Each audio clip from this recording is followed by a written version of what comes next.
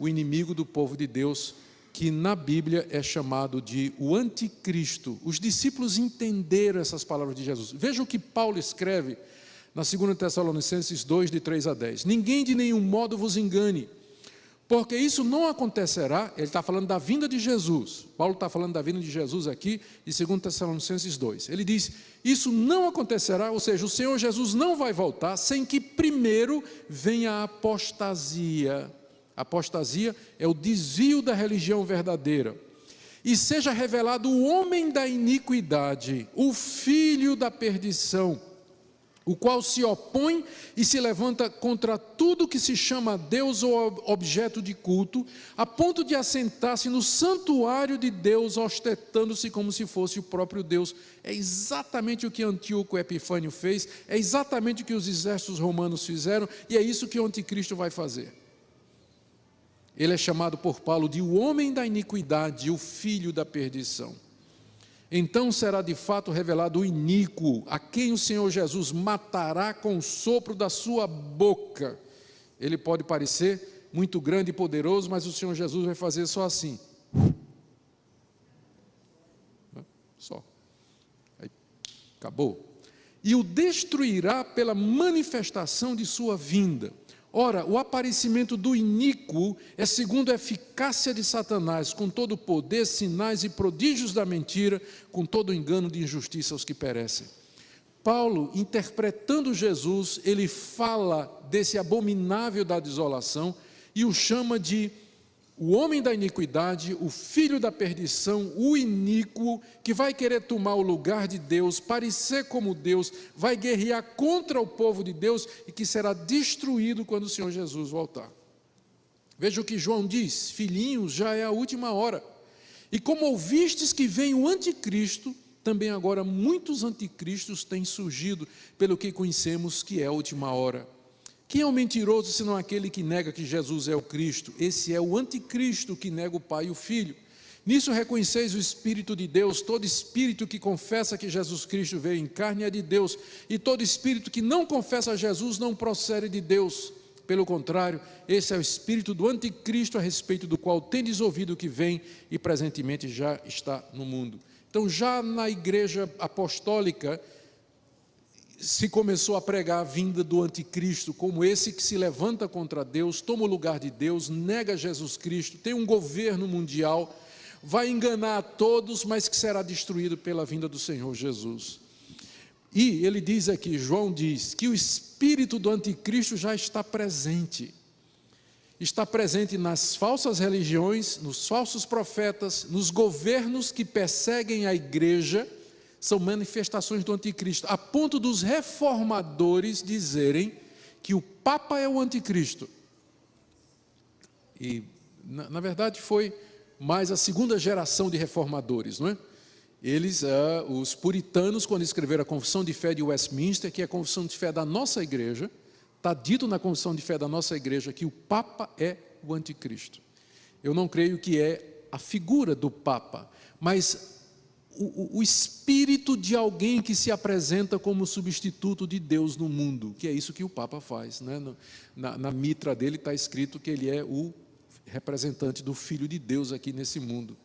Então, os reformadores e os reformados em geral, eles têm muita dificuldade com a ideia do papado e identificam o papado, entre outras coisas, como sendo o espírito do anticristo, tudo aquilo que tenta se passar como sendo de Deus, mas na verdade é uma perversão da verdadeira doutrina.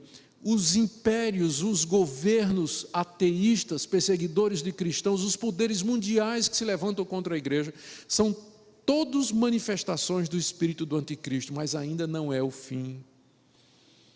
Próxima etapa, então, se você me pergunta qual é o próximo passo do calendário de Deus, é a grande tribulação que será inaugurada com o aparecimento do anticristo. Quando vai ser isso? Não sei, ninguém sabe. Mas pode ser uma coisa muito rápida. Hoje o mundo já está preparado para um governo mundial, né? Hoje o mundo já está preparado para isso. Já tem a comunicação, já tem as agências, já tem as facilidades, já tem tudo, né? Já há acordos anteriores, nós não sabemos de que maneira pode acontecer. Mas aqui no livro de Apocalipse, No capítulo 13, eu quero só ler para vocês, tem a versão do Apocalipse do anticristo, né? Esse bichinho de estimação aí que vocês estão vendo. Apocalipse 13, João diz: eu vi emergir do mar uma besta que tinha 10 chifres, 7 cabeças, sobre os chifres 10 diademas, sobre as cabeças nomes de blasfêmia, e a besta que vi era semelhante a leopardo, com pés como de urso, boca como de leão, e o dragão, que é o diabo, lhe deu poder, o trono e grande autoridade, e adoraram o dragão. Quem é semelhante à besta, quem pode pelejar contra ela? Foi-lhe dada uma boca que proferia arrogâncias e blasfêmias, e blasfemou contra Deus, difamou o nome, difamou o tabernáculo, e foi dado que pelejasse contra os santos e o vencesse, se deu a ele autoridade sobre cada tribo, povo, língua e nação. E adorarão a besta todos os que habitam sobre a terra, aqueles cujos nomes não foram escritos no livro da vida do Cordeiro, que foi morto desde a fundação do mundo. É a versão do Apocalipse. Então, Paulo, João, Apocalipse, todos eles falam do abominável da desolação, desenvolvendo o pensamento de Jesus, já que a revelação é progressiva, não é? Deus não revelou tudo de vez, mas os apóstolos desenvolveram o pensamento de Jesus, e o quadro completo é esse aí. Resumindo, as palavras de Jesus se cumpriram primariamente na destruição de Jerusalém. No ano 66, General Tito cercou a cidade com trincheiras. Ele veio por causa da rebelião dos judeus contra o império, ele foi a abominação desoladora, segunda vez.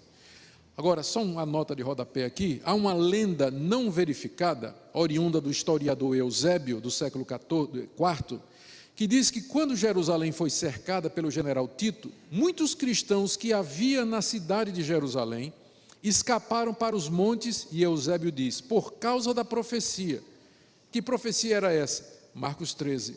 Quando vocês virem o abominável da desolação, fujam da Judéia para os montes. E os cristãos, quando viram a chegada, em vez de quererem ficar para lutar pela cidade, como os judeus ficaram, eles seguiram a palavra de Jesus e fugiram para os montes, e ali fundaram uma igreja na cidade de Pela.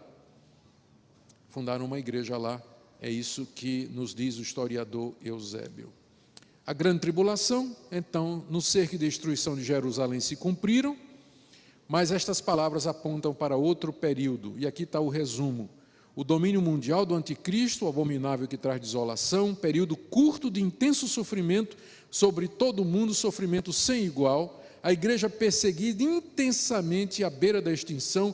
Temos aqui uma promessa maravilhosa, quando então nos é dito aqui, em Marcos 13, verso 20, se não tivesse o Senhor abreviado aqueles dias, ninguém se salvaria.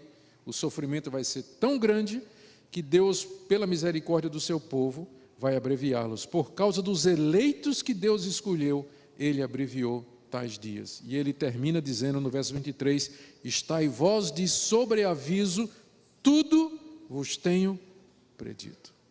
Estejam preparados.